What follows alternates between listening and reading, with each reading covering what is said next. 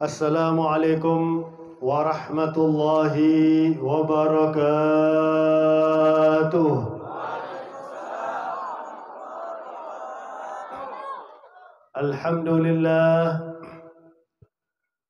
Alhamdulillahilladzi ja'alana min ummati sayyidina Muhammad وجعل خير وسيطة إليه هو سيدنا محمد وأمرنا أن نكثر الصلاة والتسليم على سيدنا محمد ووعدنا بنيل الشفاعة يوم القيامة من سيدنا محمد اللهم فصل وسلم وبارك وكرم وشرف وعظم على حبيبك ونبيك وصفيك سيدنا وحبيبنا وشفيعنا وقرة أعيننا ونور قلوبنا ومولانا محمد مفتاح باب رحمة الله عدد ما في علم الله صلاة وسلاما دائمين بدوام ملك الله وعلى آله وصحبه عدد كل ذرة ألف مرة. Amma ba'du, yang saya hormati orang tua kita, pembimbing kita, guru kita, panutan kita, Al-Habib Abdul Qadir bin Umar Al-Hasani. Semoga beliau panjang umur dalam keadaan sehat walafiat sehingga selalu bisa membimbing kita di jalan Allah dan Rasulnya. Amin ya rabbal alamin. Yang saya hormati senior saya, kakak saya Al-Habib Ali bin Umar Ba'agil yang juga datang dari Jawa Timur.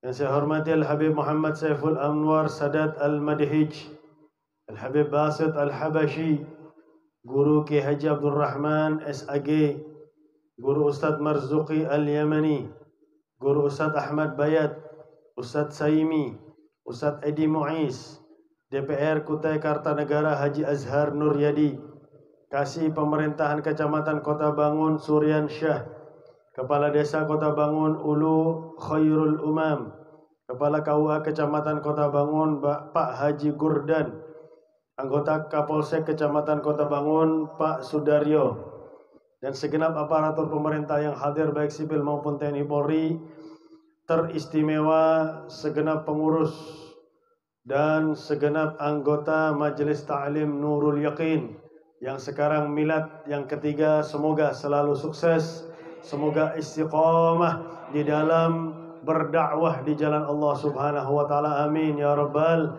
alamin. Hadirin hadirat yang kita semuanya insyaallah selalu dan senantiasa dirahmati oleh Allah. Insyaallah keluar dari majelis ini semua dosa kita dan orang yang kita cintai diampuni oleh Allah. Amin ya rabbal alamin. Nanti sama-sama kita dengarkan segenap pengurus Majelis Ta'lim Nurul Yaqin dan juga lewat beliau tadi Abuya Al-Habib Abdul Qadir bin Umar Al-Hasani mengajak kita untuk selamat dunia akhirat. Lewat apa? Salah satunya adalah lewat sedekah. Menginfakkan sebagian harta kita di jalan Allah Subhanahu wa taala. Ini adalah keberuntungan bagi kita. Jadi kalau kita nyumbang, bukan yang disumbang yang beruntung, kita yang menyumbang yang beruntung. Karena kapan lagi ada media yang bisa membuat kita mengeluarkan uang kita, harta kita di jalan Allah Subhanahu wa taala. Kita kalau sudah meninggal dunia, yang salah satu yang paling bermanfaat adalah shadaqatin jariyatin. Sedekah yang pahalanya selalu mengalir kepada kita meskipun kita sudah meninggal dunia. Akan senang orang yang banyak sedekah ketika dia hidup di dunia, dia di dunia senang, dia di kubur senang, dia di hari kiamat pun senang. Ini kira-kira orang Kota Bangun tahu nggak sama Fir'aun? Tahu ya? Tahu? Ada yang kenal? Tahu itu tahu, kita baca. Tapi kalau kenal, kita pernah ketemu. Kalau ada yang kenal di sini, wah umurnya berapa ya? Tahu. Kenapa Allah nyebut Fir'aun dalam Al-Quran? Kemudian ada musuh Allah yang lain namanya Namrud. Kira-kira yang hafal Quran, Ustadz yang dari Yaman siapa? Ustadz Marzuki. Mana Ustadznya? Enggak ada. Ada enggak namanya Namrud dalam Al-Quran? Kalian jangan percaya sama saya. Dibaca Al-Quran 30 juz. Kalau ada silahkan WA ke saya. Enggak ada namanya Namrud dalam Al-Quran. Kenapa? Padahal tingkat kemaksiatan Fir'aun itu jauh di atas Namrud. Dia ngaku Tuhan. Ana rabbukumul a'la. Ngaku Tuhan si Fir'aun. Namrud nggak ngaku Tuhan. Cuma nyiptakan patung mengatakan ini adalah Tuhan. Kenapa namanya Fir'aun disebut oleh Allah? Karena Fir'aun meskipun tingkat kemaksiatannya nomor 1, Fir'aun itu orangnya dermawan. Ada orang minta sumbangan rumah, bangun rumah dikasih, bangun WC dikasih. Nggak pernah nolak kalau ada orang minta sumbangan sama Fir'aun. Karena melakukan perbuatan yang paling dicintai oleh Allah dibalas dengan balasan yang maksimal, yaitu namanya disebut dalam Al-Quran. Padahal musuh Allah si Fir'aun. Sedangkan Namrud orangnya katanya orang Banjar pemalar, bin seke, bin engken, bin pelit, bin bakhil. Maka ketika dia menciptakan patung, Nabi Allah Ibrahim menantang, innallaha ya'ti bisyamsi minal masyriqi fa'ti biha minal maghribi. Allah menerbitkan matahari dari timur. Coba terbitkan matahari dari barat. Fabuhital ladzi kafar. Maka membelalaklah. Orang Banjar bilang menceleng ya. Matanya orang yang kafir itu. Namanya nggak disebut sama Allah. Karena Allah itu sangat cinta sama orang yang dermawan, sangat pelit sama sangat benci sama orang yang pelit, bin pemalar, bin engken, bin seke. Kalau bahasa Jawa pelit itu medit. Kalau yang lebih pelit muedit. Sama bahasanya, tapi kalau bahasa Banjar sampai 3. Ini ada apa ini? Subhanallah. Nah, sedekah itu adalah perbuatan yang paling dicintai oleh Allah. Sehingga Rasulullah menyampaikan, as-sakhyu qaribun minallah, qaribun minan nas, qaribun minal jannah, ba'idun minan nar.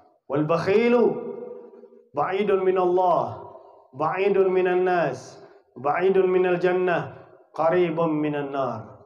Orang yang dermawan dekat dengan Allah, dekat dengan manusia, dekat dengan surga, jauh dari neraka. Kalau kita masuk surga, nggak ada yang ngomong amin ini. Kalau kita masuk surga, amin. Masih separuh yang ngomong amin. Kalau kita masuk surga, coba sebelum masuk surga kita lihat di gerbang surga itu ada tulisan anti muharramatun alal bakhil. Hei surga, kamu itu haram dimasuki oleh orang yang pelit. Orang pelit nggak masuk surga. Na'udzubillahi min dzalik. Sedangkan orang yang pemalar, pelit, engken, seke, medit, bakhil, ba'idun minallah, jauh dari Allah, jauh dari manusia, jauh dari surga, dekat dengan neraka. Na'udzubillahi min dzalik. Kita nggak bisa seperti Nabi. Nabi itu orangnya miskin, tapi kalau sudah ada rezeki, kana ajwadu min rihin mursalah. Beliau lebih dermawan dari angin yang bertiup. Nggak pernah nyimpen makanan di rumah Nabi itu. Dapat hadiah seekor kambing, dipotong sendiri, dikerjakan sendiri, diambil paha kanan atas, sisanya disodakohkan di jalan Allah. Coba kita Idul Adha, kita sembelih hewan kurban Idul Adha, itu kan dagingnya masih ada tahun yang akan datang, disimpan di freezer. La ilaha illallah. Kita nggak bisa seperti Sayyidina Abu Bakar As-Siddiq ketika Rasulullah meminta sumbangan, beliau nyumbang, jumlahnya cuma sedikit. Tapi Rasulullah tanya, "Ma tarakta li ahlik?" Apa yang kau tinggalkan untuk keluargamu? Allahu wa rasuluh. Allah dan Rasulnya. Ini semua harta saya Rasulullah. Saya sumbangkan di jalan Allah. Nggak bisa seperti itu.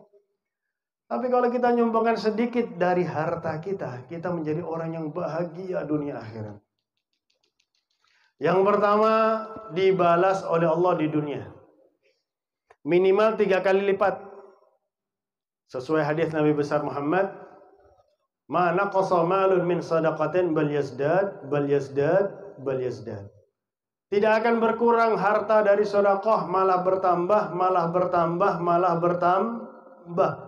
Minimal dibalas di dunia 3 kali lipat. Makanya Fir'aun gak bangkrut. Tambah kaya, tambah kaya, tambah kaya. Bisa bangun piramid si Fir'aun. Kalau dalam Al-Quran bisa dilipat gandakan oleh Allah menjadi 700 kali lipat. Mathalul ladzina yunfiquna fi sabilillah kamathali habbatin ambatat sab'a sanabila fi kulli sumbulatin mi'atu habbah. Orang yang sedekah di jalan Allah seperti menanam 7 benih, dari masing-masing benih muncul 100 benih, 700 kali lipat. Bisa lebih dari itu. Lanjutan ayat, wallahu yudha'ifu liman yasha. Allah akan melipat gandakan kepada yang diinginkan oleh Allah Subhanahu wa ta'ala. Allah juga berfirman dalam hadis qudsi, "Ya bani Adam, anfik unfik alaik." Wahai anak manusia, berinfaklah, sedekahlah, aku akan berinfak kepadamu. Sedekah itu bagaikan keran air. Kalau kita buka sedikit, yang masuk ke tandon juga sedikit. Kalau kita buka banyak, yang masuk ke tandon juga banyak. Kalau kita nyumbang 1.000, 2.000, jangan harap balasan miliaran dari Allah Subhanahu wa ta'ala. Tapi kalau kita nyumbangnya jutaan, bisa jadi dibalas dengan balasan yang sangat banyak. Wallahu yudha'ifu liman yasha. Dilipat gandakan oleh Allah bagi siapapun yang diinginkan oleh Allah Subhanahu wa ta'ala. Itu yang pertama, sedekah akan dibalas oleh Allah di dunia. Bisa dibuktikan. Bisa dibuktikan. Dan itu janjinya Allah, janjinya Rasulullah, bukan janjinya manusia. Janjinya Allah dan janjinya Rasulullah, manusia yang luar biasa. Kemudian banyak contoh di daerah Gadang, Malang, itu kisahnya terkenal. Tukang becak. Ini sekitar tahun 80-an. Tukang becak ini nyimpen duit sampai 1 juta. Nabung duit sampai 1 juta. Tetangganya yang tukang becak juga masuk rumah sakit, nggak boleh keluar dari rumah sakit kecuali bayar 1 juta. Istri tukang becak tetangga ini mau pinjam sama siapa? Mau nggak mau, coba, "Pak, sampean punya duit 1 juta, buat apa? Suami saya nggak boleh keluar rumah sakit kalau nggak nebus 1 juta. Maka sang tukang becak ngomong sama istrinya, "Bu, gimana Bu, kesian tetangga kita Bu, sama-sama tukang becak, mau nyari duit dari mana? Gimana kalau kita sumbangkan aja ini duit 1 juta, insya Allah dibalas oleh Allah Subhanahu wa ta'ala." Katanya istrinya, "Ya terserah sampian Pak," kalau bahasa Jawa, sampian yang ngengkol. Sampean yang ngengkol, becak, sampean yang capek, duit-duit sampean. Dikasihkan, "Bu, ini terserah. Anda mau bayar kapan, Anda nggak bayar juga nggak apa-apa, sama-sama tukang becak." 3 bulan dibalas oleh Allah, dia bisa punya 1 restoran. Dan belum meninggal dunia dia punya 3 restoran besar-besar. Subhanallah. Dibalas oleh Allah Subhanahu wa ta'ala. Allah tuh cinta sama orang yang sedekah di jalan Allah Subhanahu wa ta'ala. Makanya duit kita yang kita sedekahkan paling cuma berapa persen sih? Masih lebih banyak sisanya. 10% aja masih lebih banyak sisanya 90% duit kita. Padahal yang 10% ini dibalas oleh Allah di dunia, bermanfaat di kubur, kelak di hari kiamat akan membahagiakan kita. Bisa-bisa membuat kita masuk ke surganya Allah Subhanahu wa ta'ala. Yang kedua, sedekah juga bisa menolak bala. Innal bala'a la yatakhatta bi sedekah, kata Rasulullah. Bala itu nggak bisa melampaui sedekah, tertahan oleh sedekah. Makanya kalau kita mau bepergian, sedekah meskipun hanya 1.000-2.000. Apalagi sedekah ke madrasah apa majelis ta'lim Nurul Yaqin. Beli 1 kapling. Mungkin dibagi-bagi, disebut investasi akhirat. 1 meter perseginya berapa? Kalau di Jawa sudah seperti itu. Makanya ada bahasa kemarin, masjid dijual di Jawa. Bingung. Nggak taunya dilihat, per 1 meter persegi. Bagi yang ingin investasi akhirat. Dijualnya maksudnya berdagangnya sama Allah Subhanahu wa ta'ala. Yang ketiga, sedekah juga bisa menjadi penyembuh obat. Dawu mardakum bis sedekah. Obati orang yang sakit di antara kalian dengan sedekah, kata Nabi Muhammad SAW. Disebutkan ada seorang anak, ibunya masuk ICU. Ini dokter sudah angkat tangan. Ini ibu kamu sudah nggak ada harapan lagi. Sang anak keluar beli sesuatu di mall, tiba-tiba bukan di mall istilahnya, ya Maret yang kecil-kecil ya. Lihat ada kucing ngeong-ngeong. Maka dia masuk lagi, dia belikan ikan, kaleng, diberikan kepada kucing itu dan 3 anaknya. Kembali ke rumah sakit, hanya dalam tempo nggak sampai 1 jam, kembali lagi ke rumah sakit, ibunya sudah nggak ada di ruang ICU. Ya Allah, nangis sang anak ini, ibu saya sudah mati nih. Tanya sama dokter, dok, ibu saya di mana? Oh subhanallah, ibu Anda tiba-tiba sadar. Ibu Anda tiba-tiba membaik, kami pindah di kamar biasa. Tanya sama ibunya, Bu, kenapa Bu? Iya, dalam komaku aku melihat ada kucing sama 3 anak kucing minta sama Allah atas kesembuhanku. Subhanallah, ini sedekah sama kucing. Sakitnya bisa sembuh, sedangkan kita ini kelihatannya sehat, kadang-kadang banyak penyakit. Betul? Bujur. Benar. Apalagi penyakit hati. Ini semua bisa dibersihkan dengan sedekah. Sedekah sama kucing aja bisa menyembuhkan orang yang sakit. Bagaimana ke majelis ta'lim Nurul Yaqin. Ini mudah-mudahan besok sudah lunas ini. Amin. Nah, yang ketiga, yang keempat ya. Yang keempat, sedekah bisa memperpanjang umur. Jadi jangan pelit. Kalau Anda pelit, cepat mati Anda. Betul. Di zaman Nabi Allah Sulaiman alaihissalam, ada seorang pemuda datang kepada Nabi Allah Sulaiman malam-malam bilang, ya Nabi Allah, saya besok mau menikah. Saya ngundang antum untuk hadir di akad nikah saya. Siap, hadir. Keluar anak muda ini, masuk malaikat Israel. Assalamualaikum ya Nabi Allah. Waalaikumsalam Israel. Kalau malaikat Israel datang kepada para nabi itu sering.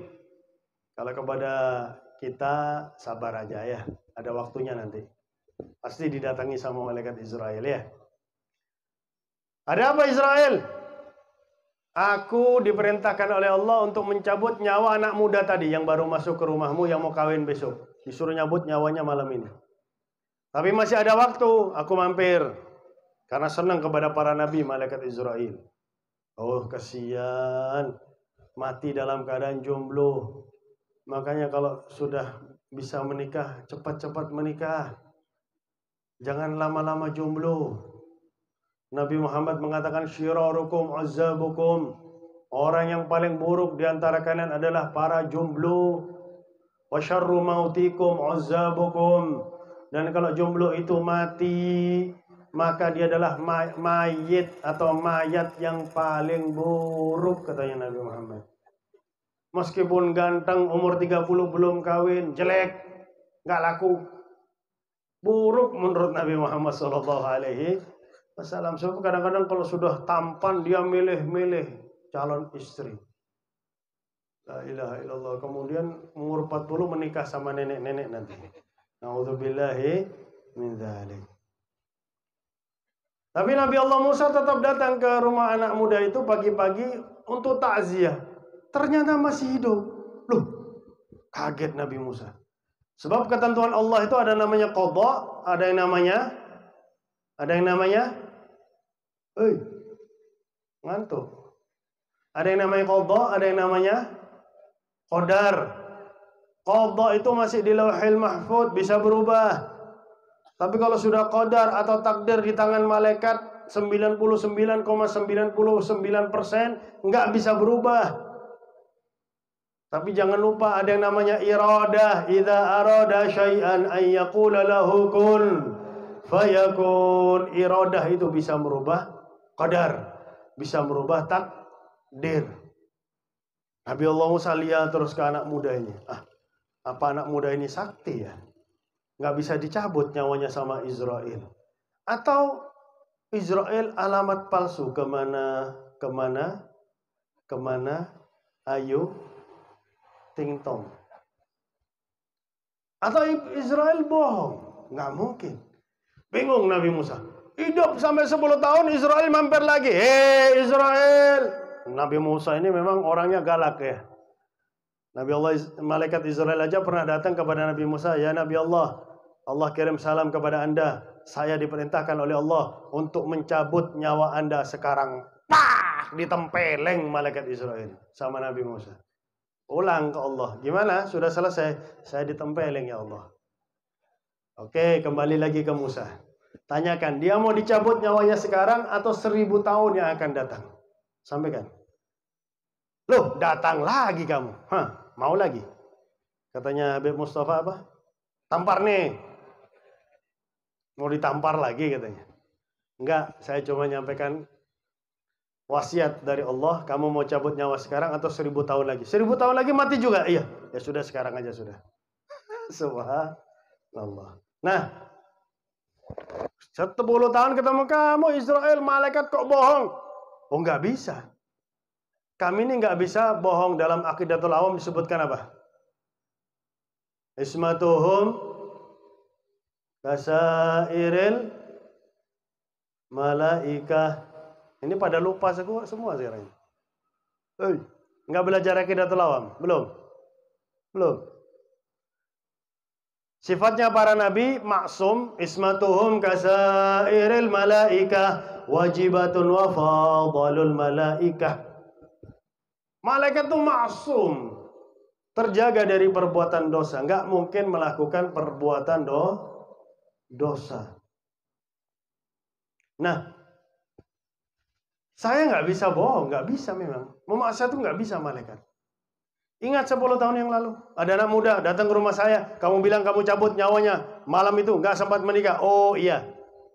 Anak muda itu ketika masuk ke rumahnya, wahai Nabi Allah, aku siap-siap mencabut nyawanya, katanya Israel. Ternyata dia keluar lagi, dia mensodakohkan separuh dari hartanya di jalan Allah.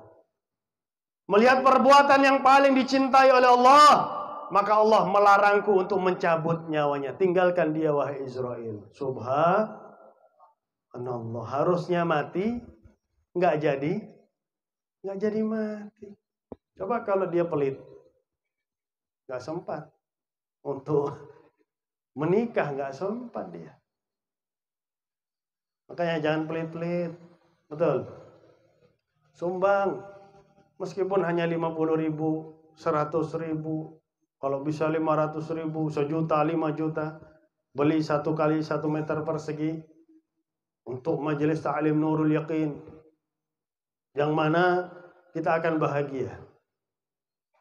Kita bisa panjang umur.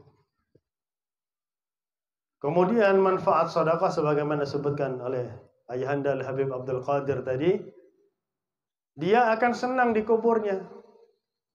Karena dia pernah sedekah, Rabbi laula akhartani ila ajalin qarib fa asaddaqa wa akum minas salihin. Ya Allah, seandainya engkau tunda kematianku meskipun hanya 1 menit 2 menit, minta dihidupkan lagi. Apa yang akan dilakukan? Fa'asaddaqah. Aku akan bersedekah. Kenapa? Ahli tafsir mengatakan orang ini ketika hidup pernah sedekah, mungkin sekali aja bersedekah. Ketika dia meninggal dunia, pahala dari amalnya yang diberitahu terlebih dahulu oleh Allah adalah pahala sedekah. Melihat pahala sedekah yang luar biasa, langsung minta hidup lagi. Pengen jadi zombie istilahnya ya. Setannya orang barat. Padahal nggak ada zombie. Orang sudah mati nggak bisa hidup lagi. Di barat tuh nggak ada setan. Makanya mereka menciptakan setan. Kenapa? Mereka sendiri sudah setan sudah. Nggih. Guru kami Al-Habib Umar ketika tanya, Habib, kenapa kok musibah itu ada di negara Indonesia? Semuanya lengkap, Indonesia ini musibahnya. Di negara lain nggak ada, di Indonesia ada. Mereka sudah mendapatkan musibah yang terbesar, katanya Habib Umar. Apa ya Habib? Kekafiran. Na'udzubillahi min dzalik. Nah, di hari kiamat Rasulullah menyampaikan dalam suatu hadis, man tasaddaqa min kasabin thayyib, orang sedekah dari harta yang halal. Fa innallaha la yaqbalu illa thayyiban. Fa innallaha thayyibun la yaqbalu illa thayyiban. Allah itu baik, tidak akan menerima kecuali yang halal. Maka akan dipelihara oleh Allah sebagaimana kita memelihara anak kambing. Sehingga kelak di hari kiamat orang yang sedekah tadi melihat pahala sedekahnya sebesar gunung. Dia akan tanya, ya Allah, ini pahala saya yang mana ya Allah? Salat 5 waktu pas-pasan. Berjamaah cuman hari Jumat.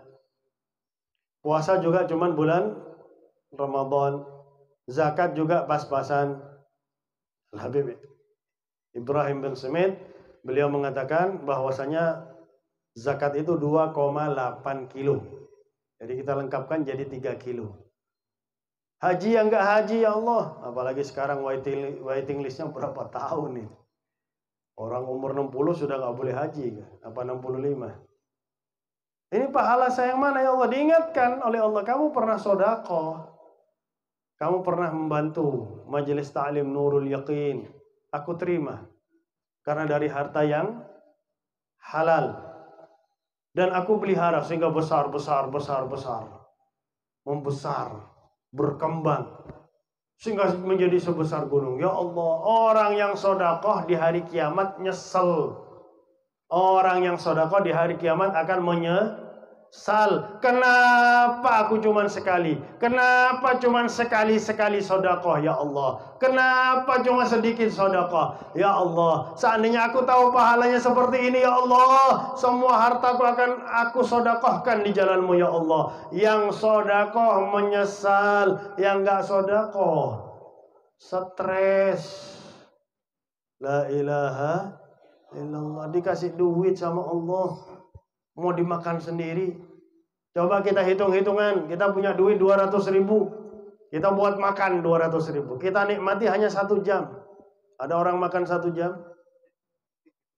Kita nikmati hanya 1 jam misalnya. 200.000 itu.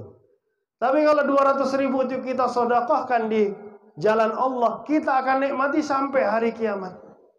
Selama-lamanya kita nikmati. Subhanallah. Maka jadi orang yang pintar. Nabi saja yang jelas-jelas masuk surga, dermawannya luar biasa. Para sahabat dermawannya luar biasa. Di Surabaya adalah Habib Muhammad bin Ahmad Al-Muhdar. Beliau hidup di zaman pemerintahan Belanda, tapi meninggalnya setelah merdeka. Beliau itu karena dermawannya sampai-sampai disebutkan kalau ada orang meminta nyawanya akan dikasih.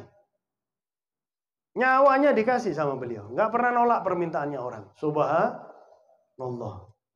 Karena dermawan luar biasa. Maka mari kita dikasih harta sama Allah menjadi orang yang pintar. Allah juga berfirman, "Wabtaghi fima ataqallahu daral akhirata wa la tansa nasibaka minad dunya." Pergunakan apa yang diberikan oleh Allah kepada kamu untuk menggapai ridha Allah kelak di hari kiamat. Selamat di hari kiamat, selamat di akhirat. Baru wala tansa nasibaka minad dunya. Kita punya duit jangan semua disedekahkan. Kita wajib menafkahi anak istri. Kita punya duit misalnya 10 juta, kita sedekah 10%, 1 juta, masih ada 9 juta. Untuk anak istri kita, masa nggak cukup 1 bulan 9 juta? Cukup. Tapi kalau 1 juta yang kita sedekahkan itu dibayar berapa oleh Allah Subhanahu wa taala? Di dunia dibayar kontan sama Allah. Makanya kalau ada non muslim, dia sedekah, dia membantu orang Islam yang kesusahan misalnya. Dia membantu korban bencana alam misalnya. Itu enggak bernilai pahala, tapi tetap dibalas oleh Allah dengan harta. Hartanya dilipat gandakan oleh Allah Subhanahu wa ta'ala. Tapi karena dia non muslim, dia enggak dapat pahala atas sedekahnya tersebut. Maka kita beruntung dijadikan oleh Allah sebagai orang Islam. Kalau kita menginfakkan sedekah, sampai-sampai sahabat-sahabat yang miskin itu mengadu kepada Nabi Muhammad, ya Rasulullah, dhahaba ahlud duthur bil ujur. Ya Rasulullah, orang kaya itu banyak pahalanya, yusalluna kama nusalli, yasumuna kama nasum, wa yujahiduna fi sabilillahi kama nujahid fi sabilillah. Mereka sholat seperti kami sholat, puasa seperti kami puasa, jihad seperti kami, tapi kami tidak bisa melakukan apa yang mereka lakukan, yaitu sedekah di jalan Allah Subhanahu wa ta'ala. Maka Rasulullah menyampaikan, kalau memang betul-betul nggak punya duit, betul-betul nggak punya harta, baru Rasulullah menyampaikan, tabassumuka li akhikal muslim sedekah. Kamu senyum kepada saudaramu sesama muslim, itu dapat pahala sedekah. Tumitul adza 'anit tariq sedekah. Engkau menyingkirkan halangan dari jalan, itu namanya sedekah. Jadi kalau kita jalan ada batu, kita berhenti, kita singkirkan batu itu dari jalan. Karena takut akan mengganggu orang yang akan lewat. Itu disebut juga sedekah. Bahkan terakhir, sampai-sampai Rasulullah mengatakan kepada para laki-laki, wa fi bud'i ahadikum sedekah. Anda wahai kaum laki-laki, berhubungan badan dengan istri Anda yang halal, Anda dapat pahala sedekah. Subhanallah. Kalau memang nggak punya duit, kalau punya duit jangan sedekah senyum melulu. Duitnya dikeluarkan di jalan Allah, tijarah sama Allah, berdagang dengan Allah yang jelas banyak untungnya. Anfik ma fil jaib, ya'tika ma fil ghaib. Berinfak dengan apa yang ada di kantongmu, yaitu duitmu, maka akan datang rezeki dari jalan yang tidak kita sangka-sangka. Datangnya dari Allah Subhanahu wa ta'ala. Jangan takut sama Allah. Innallaha la yukhliful mi'ad. Dunia seisinya Allah yang menciptakan. Allah pemberi rezeki. Jadi kalau kita membuat Allah senang dengan kita, dengan sedekah di jalan Allah, maka bagaimana balasan Allah Subhanahu wa ta'ala. Inilah salah satu nikmat yang ada dalam nikmat Islam. Sedangkan nikmat Islam itu sangat luas. Nah, terkadang nikmat Islam itu dinodai pada malam hari ini dengan saudara-saudari kita sesama muslim muslimah. Mereka merayakan hal yang ditakutkan oleh para ulama, bisa menyebabkan apa yang mereka lakukan ini menyerupai orang-orang non-muslim, sehingga mendapatkan ancaman dari Nabi, man tasyabaha biqaumin husyira ma'ahum.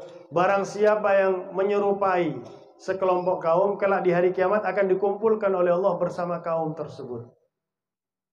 Makanya jangan sampai kita tahan diri sudah. Kita selama hampir 2 tahun ada tagar di rumah aja. Malam tahun baru di rumah aja sudah. Kalau ada majelis, keluar ke majelis. Karena majelis seperti ini akan mengundang rahmat Allah Subhanahu wa ta'ala. Satu majelis seperti ini akan menutup 40 tempat keburukan atas murka Allah. Aslinya Allah akan murka dengan 40 tempat keburukan, 40 tempat kemaksiatan di malam ini. Akan tetapi dengan adanya majelis seperti ini, tertutup murkanya Allah Subhanahu wa ta'ala. Enggak jadi murka Allah Subhanahu wa ta'ala. Senang Allah Subhanahu wa ta'ala. Bahkan ngutus malaikat. Malaikat itu datang hadir bersama kita. Malaikat jauh dari langit, lebih jauh dari saya. Saya cuma dari Surabaya. Ini dari langit disebutkan dalam hadis sahih Bukhari Muslim, "Inna lillahi malaikatan sayyarah yaltamisuna majalisa dzikri."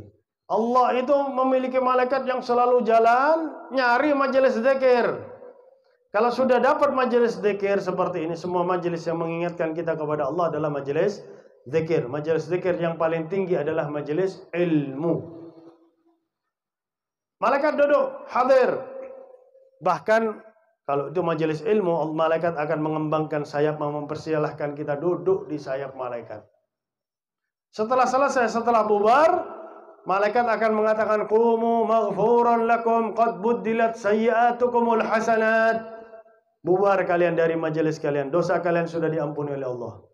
Bahkan kemaksiatan kalian dirubah oleh Allah menjadi amal kebaikan, dapat pahala. Kemudian malaikat lapor kepada Allah. Ditanya, "Kaifa wajadta ibadi?" Bagaimana engkau mendapati hamba-hambaku? Yuhallilunak wa yumajjidunak wa yusabbihunak. Mereka mengucapkan kalimat tahlil, mereka mengucapkan mengagungkan engkau, mengucapkan kalimat tasbih, ingat kepada engkau ya Allah. Hal ra'auni? Apakah mereka melihat aku?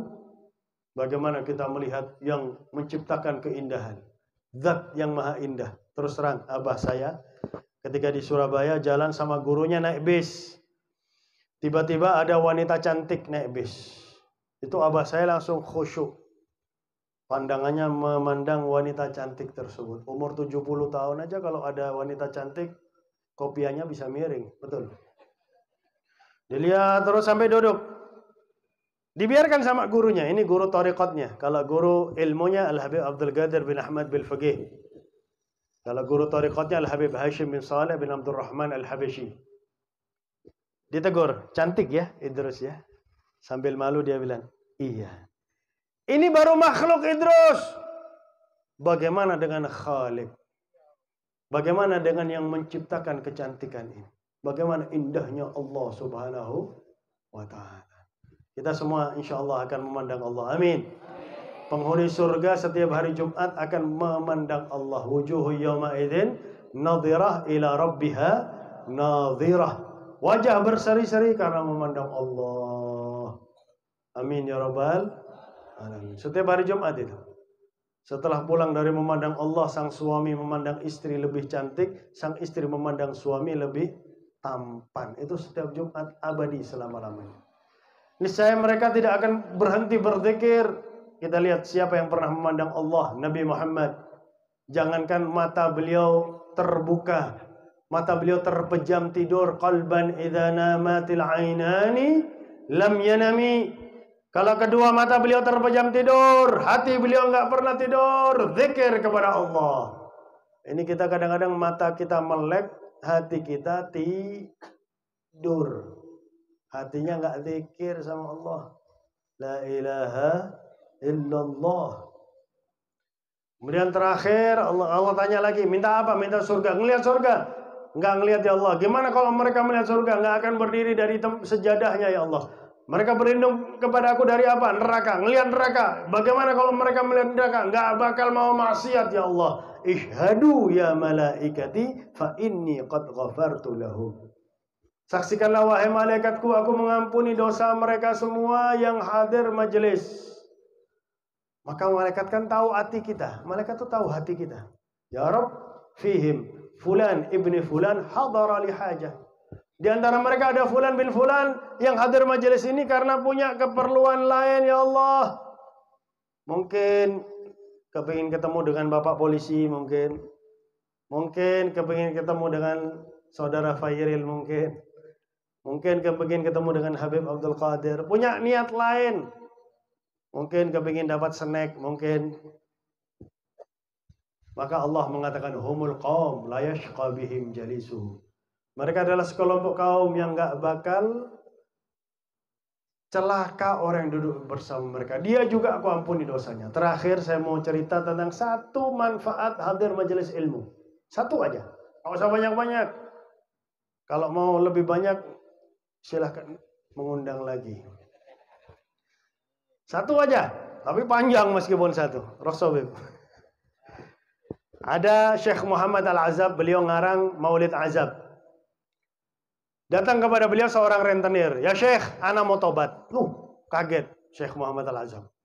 Baru kali ini ada rentenir tobat. Sebab dua golongan yang dimusuhi perang oleh Allah, rentenir di Al-Quran, yang memusuhi wali Allah dalam hadis qudsi. Fa'adhanu biharbim minallah. Para rentenir, umumkan kepada mereka, mereka diperangi oleh Allah. Ini rentenir tobat. Wah, luar biasa ini. Maka Syekh Muhammad mengatakan, kamu ingat nggak orang-orang yang kamu zalimi, yang kamu ambil lebih hutangnya? Oh, ada catatannya semua. Kamu punya harta yang halal? Ada. Bayar kelebihan mereka dari hartamu yang halal. Ya. Kemudian sisa hartamu yang halal, sedekahkan di jalan Allah. Siap. Kemudian betul-betul bertobat kepada Allah, taubatan nasuha. Siap. 3 hari kemudian meninggal dunia, wajahnya bercahaya. Wajahnya bercahaya. Tanda bahwasanya dia meninggal dalam keadaan husnul khatimah. Karena punya guru Syekh Muhammad Al-Azhar, padahal beliau orang alim. Tapi beliau punya guru namanya Al-Habib Hasan bin Saleh Al-Bahar. Al-Habib Hasan bin Saleh Al-Bahar ini alim dan ahli ibadah. Salat malamnya hanya 2 rakaat. Salat malamnya hanya 2 rakaat. Tapi rakaat pertama membaca 30 juz Al-Quran. Rakaat kedua membaca 10.000 qul huwallahu ahad. Memang hanya 2 rakaat, tapi takbirnya setelah Isya, salamnya menjelang subuh.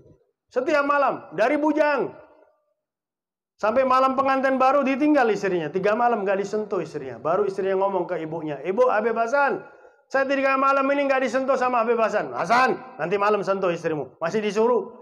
Kalau kita ilmu laduni sudah itu ya.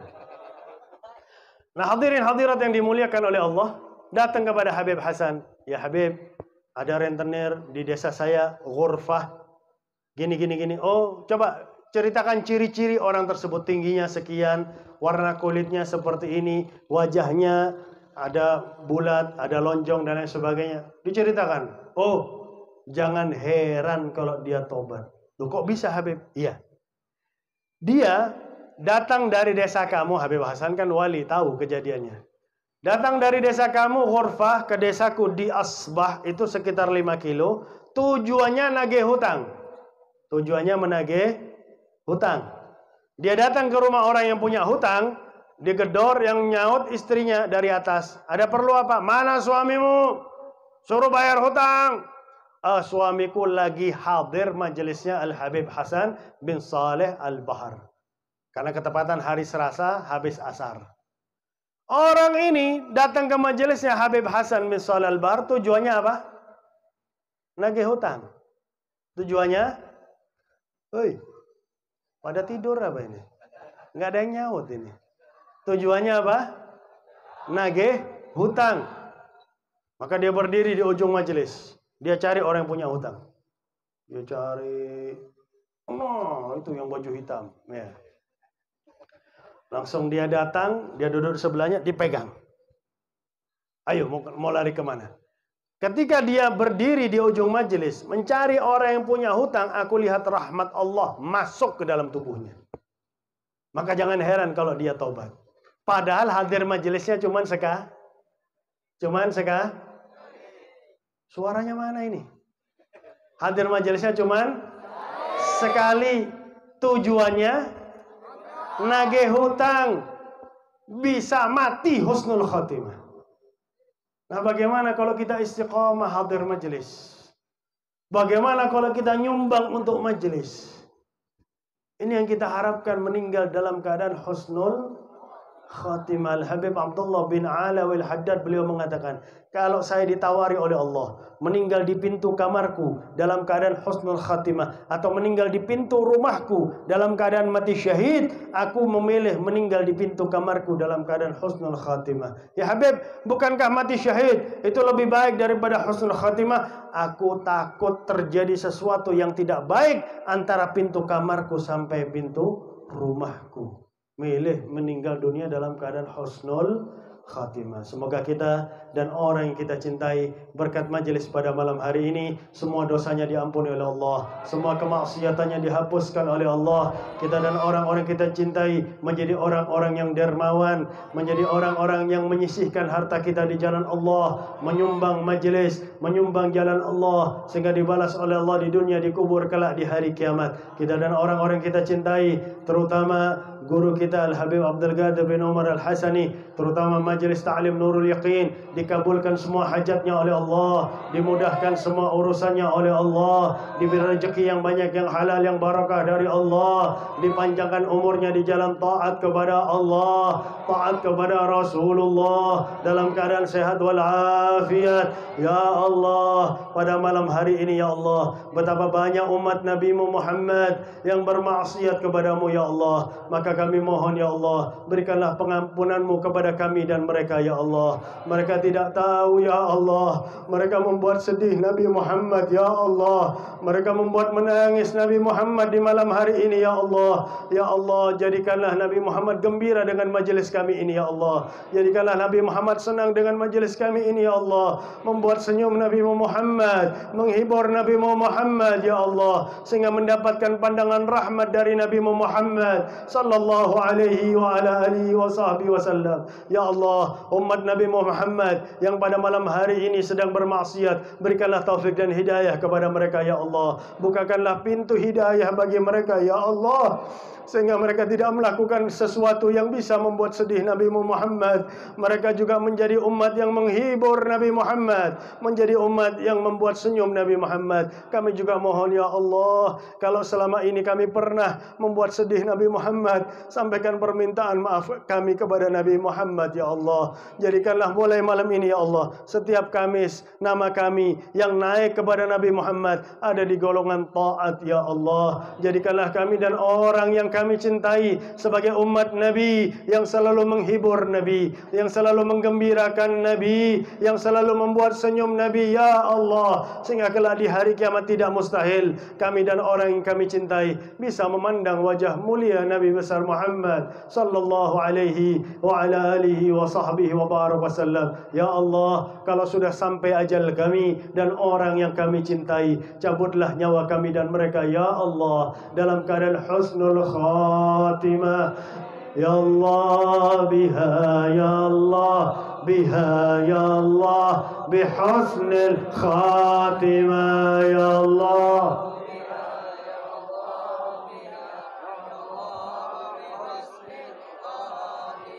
بجاه والد فاطمة أمن بحسن الخاتمة يا الله